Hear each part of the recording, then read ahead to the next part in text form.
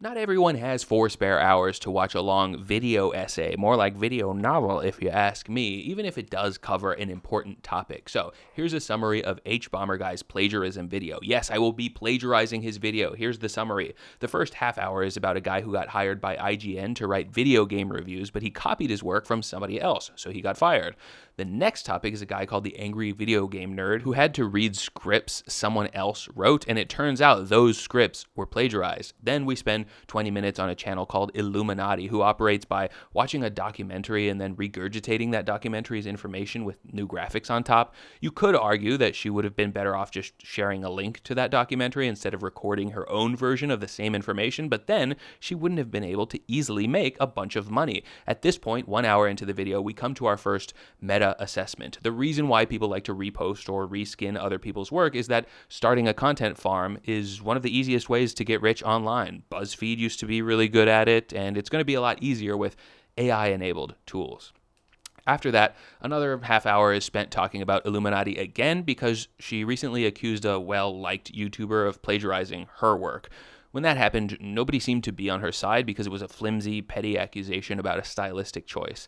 The next case study focuses on Internet Historian. This is a channel that, unlike the recently maligned Illuminati, people seem to like. Well, one of their top uploads, Man in Cave, turned out to be highly plagiarized while getting a good amount of information wrong.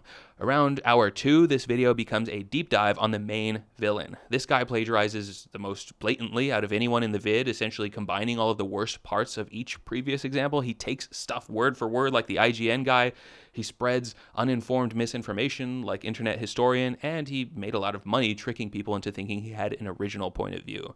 The next hour goes into detail regarding how bad this bad guy is, and the too long didn't watch takeaway is this fella seems like a real jerk.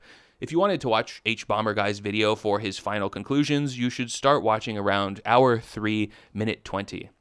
He makes a poetic point about how this person whose whole shtick was giving a voice to otherwise silenced queer people was making money stealing and repurposing gay people's own words while their magazines and publications floundered.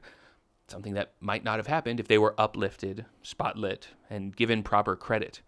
The video is almost over, and by now you understand that most of the 4-hour runtime could have been 10 hours, since it's mostly a compilation of vignettes explaining the ways in which some YouTubers like to plagiarize. I think the hardest part about any video is coming up with an outro, since you've got to tie a nice bow around everything in a satisfying way, and here is his. Be original. Don't try to emulate your favorite YouTuber just because it looks like they have their own life figured out. Do your own thing.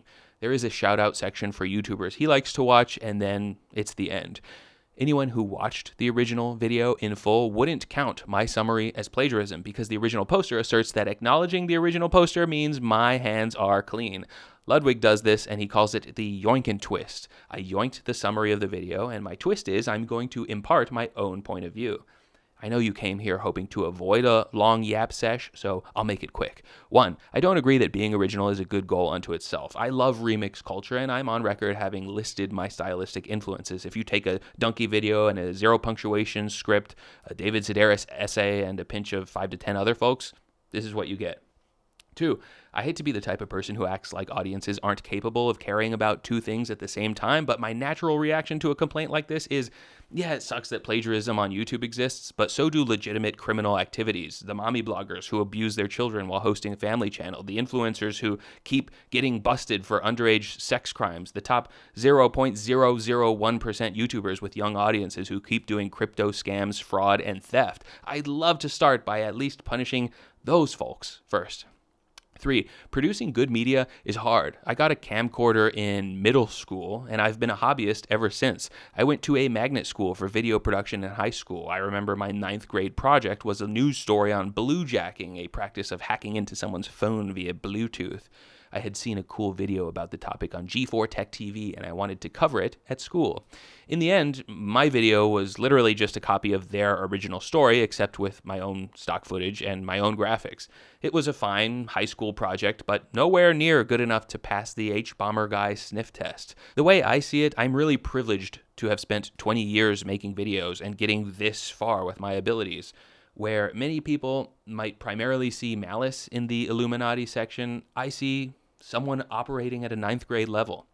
This is a byproduct of empowering everyone with the ability to be a producer of popular media, and there are many aspects to it. You've got to avoid plagiarism and make sure your ad reads are FTC compliant and keep things interesting enough to keep getting clicks. Producing media is hard. Some folks aren't doing a great job at it.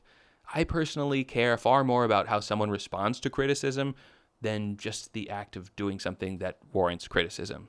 To be fair, everybody in this video seems to react very poorly. 4. Have you noticed that the biggest offenders of content ripoff culture, like the Brent Rivera's, XQC's, or Fuck Jerry's of the world, are tailored to audiences who don't care, be they children or passive consumers? Cranking out a ton of low-effort content is the way to succeed, by design. I, too, am the kind of guy who might spiral into madness about frustrating trends other people don't seem to notice, but I realize that this is a problem that stems from being a conscious media enjoyer.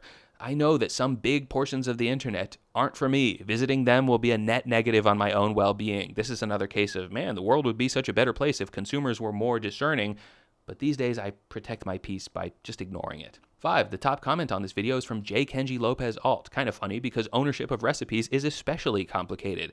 My own personal take is that nobody handles it quite as perfectly as bartenders and mixologists. You can't learn anything about cocktails without getting a rundown of who invented or popularized or riffed on a cocktail to bring it to its current form. That's really cool. There's a culture of respect and anthropology there, even when closely related topics like cooking don't have it too. Maybe it's because food is too broad, whereas liquor is niched down enough to cultivate that culture. Fascinating either way. Hey, look, someone mentioned me. Oh, what the? James, you're a shakalite? Hi, girly. I see you. My 6th and final point is my personal take on the matter, which is heavily biased, covered by all the previous points. What I really don't want to happen after all the plagiarism discourse is for wannabe video makers to hesitate to make their first video for fear of subjecting themselves to a plagiarism purity test. Beginners of any hobby should be fully allowed to make derivative work, to ape their favorite media, and to experiment before developing their own point of view. I'm on record in my early posts when I was getting like 200 views per video as being totally dismissive of recipe plagiarism concerns. And even though 99% of my material is more about techniques and processes than recipes per se, I have changed the way that I think about attribution. What started off as a way for me to take the lessons that I learned online from rich and famous chefs and then share them with friends and family slowly grew into a situation where I became moderately rich and famous, and thus my work might have stopped being generous and started being predatory, taking lesser known stuff and putting it in the things a popular YouTuber taught to 100,000 people category. Once you start gaining cash and notoriety from your work, you have to change the way that you think about how you behave online. It's the same way that responding to a flirty DM might be a dream way for a normal guy to meet his wife. But if he were to somehow cross a certain number of followers, he should probably start considering power dynamics, liabilities, and treating every DM like something that might get screenshotted and shared online. In my perfect world, beginners are free to remix and play, and an increase in success requires a reevaluation of one's worldview.